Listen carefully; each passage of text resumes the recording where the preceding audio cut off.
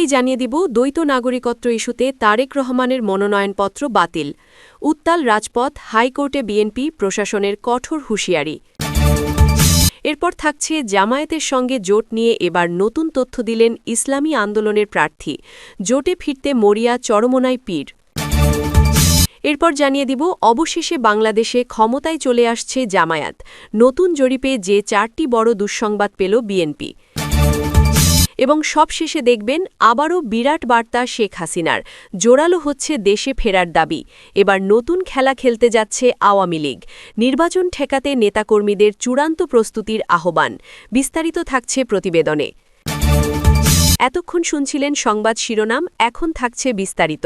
দ্বৈত নাগরিকত্বের অভিযোগের প্রেক্ষিতে সংশ্লিষ্ট রিটার্নিং কর্মকর্তা শেষ পর্যন্ত বিএনপির চেয়ারম্যান তারেক রহমানের মনোনয়নপত্র বাতিলের ঘোষণা দেন। নির্বাচন কমিশন জানায়, দীর্ঘদিন বিদেশে অবস্থানকালে তারেক রহমান অন্য একটি দেশের নাগরিকত্ব গ্রহণ করেছেন। বাংলাদেশের সংবিধান অনুযায়ী কোনো ব্যক্তি দ্বৈত নাগরিক হলে তিনি জাতীয় সংসদ নির্বাচনে প্রার্থী হওয়ার যোগ্যতা রাখেন না।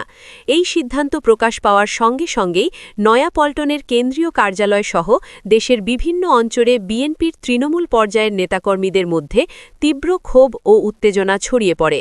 অল্প সময়ের মধ্যেই রাজপথ, স্লোগান ও মিছিলে উত্তাল হয়ে ওঠে। নির্বাচন অফিস সূত্রে জানানো হয়, তারেক রহমানের জমা দেওয়া কাগজপত্রে নাগরিকত্ব সংক্রান্ত তথ্য নিয়ে অস্পষ্টতা পাওয়া গেছে। রিটার্নিং কর্মকর্তা ব্যাখ্যায় বলেন, গণপ্রতিনিধিত্ব আদেশ ও সংবিধানের ৬৬ নম্বর অনুচ্ছেদ অনুযায়ী কেউ যদি বিদেশি রাষ্ট্রের নাগরিকত্ব গ্রহণ করেন বা কোনো বিদেশি রাষ্ট্রের প্রতি আনুগত্য প্রকাশ করেন, তাহলে তিনি সংসদ সদস্য হওয়ার যোগ্যতা হারান। গোয়েন্দা সংস্থার তথ্য ও বিদেশি দূতাবাসের নথিপত্রে দেখা যায়, বর্তমানে তারেক রহমান অন্য একটি দেশের পাসপোর্টের অধিকারী, যা তিনি গোপন রাখার চেষ্টা করেছিলেন। এ অবস্থায় আইন অনুযায়ী তার মনোনয়নপত্র বৈধ ঘোষণার কোনো সুযোগ নেই। বিএনপি এই সিদ্ধান্তকে তাদের শীর্ষ নেতার বিরুদ্ধে গভীর ষড়যন্ত্র হিসেবে অভিহিত করেছে। দলটির দাবি, এটি রাজনৈতিক প্রতিহিংসার প্রকাশ এবং এর কোনো আইনগত ভিত্তি নেই।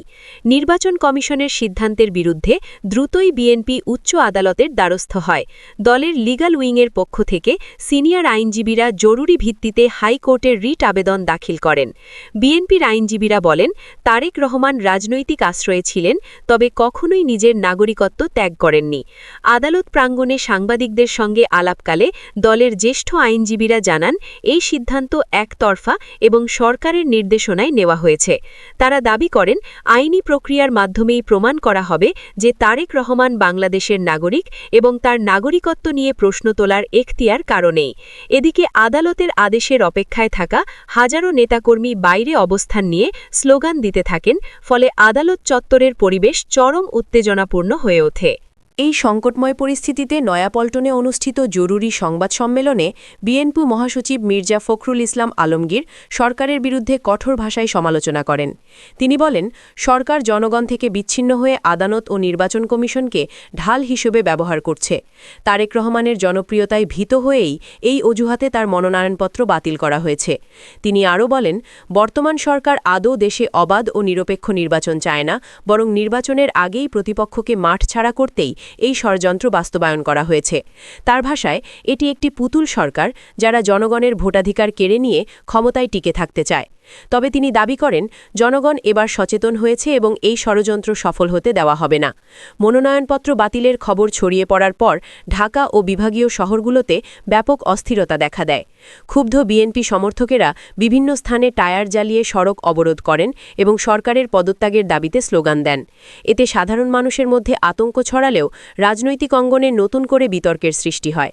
কেউ কেউ মনে করেন, আইনের প্রয়োগ সবার ক্ষেত্রে সমান হওয়া উচিত, আবার অন্যদের মতে প্রধান বিরোধী দলের শীর্ষ নেতাকে নির্বাচনের বাইরে রাখলে নির্বাচনের গ্রহণযোগ্যতা প্রশ্নবিদ্ধ হবে। পরিস্থিতি নিয়ন্ত্রণে রাখতে পুলিশ ও র্যাবের পাশাপাশি বিজিবির টহল জোরদার করা হয়। বিভিন্ন এলাকায় পুলিশের সঙ্গে বিক্ষোভকারীদের ধাওয়া পাল্টা ধাওয়ার ঘটনাও ঘটে। এই অস্থির প্রেক্ষাপটে অন্তর্বর্তীকালীন সরকারের প্রধান উপদেষ্টা ড. মোহাম্মদ ইউনুস এক বিশেষ বার্তায় সরকারের অবস্থান স্পষ্ট করেন। তিনি বলেন, সরকার আইনের শাসনে বিশ্বাসী এবং নির্বাচন কমিশন একটি স্বাধীন প্রতিষ্ঠান। আইন তার তার নিজস্ব প্রক্রিয়ায় চলবে। রাজনৈতিক চাপে কাউকে নির্বাচনে অংশ নিতে দেওয়া হবে না, আবার কাউকে অন্যায়ভাবেও বাদ দেওয়া হবে না। ড ইউনুস আরও বলেন, কেউ যদি মনে করেন তার প্রতি অবিচার হয়েছে, তাহলে আদালতের আশ্রয় নেওয়ার সুযোগ রয়েছে। তবে আইন অমান্য করে অরাজকতা সৃষ্টি করা হলে তা বরদাস্ত করা হবে না। তিনি জোর দিয়ে উল্লেখ করেন, নির্বাচনকে স্বচ্ছ ও কলঙ্কমুক্ত রাখতে প্রার্থীদের নথিপত্র যাচাই করা সরকারের নৈতিক দায়িত্ব। অন্যদিকে রিটার্নিং কর্মকর্তা ও নির্বাচন কমিশনের ঊর্ধ্বতন কর্মকর্তারা তাদের সিদ্ধান্তে অনড় থাকেন। প্রধান নির্বাচন কমিশনার এক বিবৃতিতে জানান, কমিশন কোনো রাজনৈতিক দলের পক্ষ নিয়ে কাজ করে না, প্রাপ্ত তথ্য প্রমাণের ভিত্তিতেই সিদ্ধান্ত নেওয়া হয়েছে। তার ভাষায়, দ্বৈত নাগরিকত্ব একটি সাংবিধানিক বিষয়, যেখানে আবেগ বা রাজনীতির কোনো স্থান নেই। নির্বাচন অফিস ঘেরাও বা কর্মকর্তাদের হুমকি দিলে কঠোর ব্যবস্থা নেওয়া হবে বলেও তিনি সতর্ক করেন। উচ্চ আদালত থেকে নতুন নির্দেশনা এলে তবেই সিদ্ধান্ত পুনর্বিবেচনার সুযোগ রয়েছে বলে তিনি জানান। আইনশৃঙ্খলা পরিস্থিতি নিয়ে শেষ পর্যন্ত সেনাবাহিনী প্রধানও বক্তব্য দেন। এক টেলিভিশন ভাষণে তিনি দেশবাসীকে আশ্বস্ত করার পাশাপাশি বিশৃঙ্খলাকারীদের কঠোর সতর্কবার্তা দেন।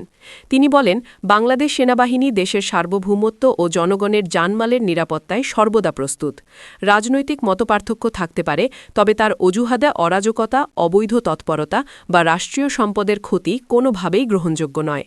কেউ যদি রাজপথে বিশৃঙ্খলা সৃষ্টি করে সাধারণ মানুষের জীবন ঝুঁকির মুখে ফেলে, তাহলে সেনাবাহিনী কঠোরভাবে তা প্রতিহত করবে। নির্বাচনী প্রক্রিয়ায় বাধা দেওয়া বা আইন নিজের হাতে তুলে নেওয়া হলে কাউকেই ছাড় দেওয়া হবে না বলেও তিনি জানান। তারেক রহমানের মনোনয়নপত্র বাতিল এবং এর পরবর্তী ঘটনাপ্রবাহ দেশের রাজনীতিকে নতুন এক সংকটের দিকে ঠেলে দিয়েছে। একদিকে চলছে আইনি লড়াই, অন্যদিকে রাজপথে আন্দোলন। সব মিলিয়ে দেশ চরম উত্তেজনার মধ্য দিয়ে এগোচ্ছে। হাইকোর্টের রায় কী হবে বা নির্বাচন কমিশন শেষ পর্যন্ত তাদের অবস্থানে অনড় থাকতে পারবে কিনা তা নিয়ে চলছে নানা আলোচনা ও বিশ্লেষণ। তবে একটি বিষয় স্পষ্ট, এই ইস্যু এখন আর শুধু আইনি লড়াইয়ের মধ্যে সীমাবদ্ধ নেই। এটি জনগণের অধিকার ও রাজনৈতিক অস্তিত্বের বৃহত্তর সংগ্রামে রূপ নিয়েছে। আগামী কয়েকদিন দেশের রাজনৈতিক ভবিষ্যতের জন্য অত্যন্ত গুরুত্বপূর্ণ বলে মনে করা হচ্ছে। সবশেষে কী সিদ্ধান্ত আসে সেদিকে এখন গোটা জাতির দৃষ্টি নিবদ্ধ রয়েছে উচ্চ আদালত ও নির্বাচন কমিশনের পরবর্তী পদক্ষেপের উপর। এদিকে জামায়াতে ইসলামীর নেতা মাওলানা খালেদ সাইফুল্লাহ জানান, জামায়াতে ইসলামী যদি এখনও ইসলামী আন্দোলনের আহ্বানে সাড়া দেয়, তাহলে ভোটের একদিন আগেও জোট গঠনের সম্ভাবনা রয়েছে। তিনি বলেন, জামায়াতসহ ইসলামী দলগুলোর বৃহত্তর জোটের কাছে তাদের প্রথম দাবি ছিল সরকার গঠন করে শরিয়া আইন চালু করা। শুরুতে জামায়াত এ দাবির সঙ্গে একমত থাকলেও পরে তারা সরে আসে এবং জানায়, বর্তমান পরিস্থিতিতে বাংলাদেশে শরিয়া আইন চালুর উপযোগী পরিবেশ নেই। তবে এখনও জামায়াত যদি তাদের অবস্থানে ফিরে আসে, তাহলে ভোটের ঠিক আগ মুহূর্তেও জোটবদ্ধ হয়ে নির্বাচনে অংশ নেওয়ার সম্ভাবনা রয়েছে।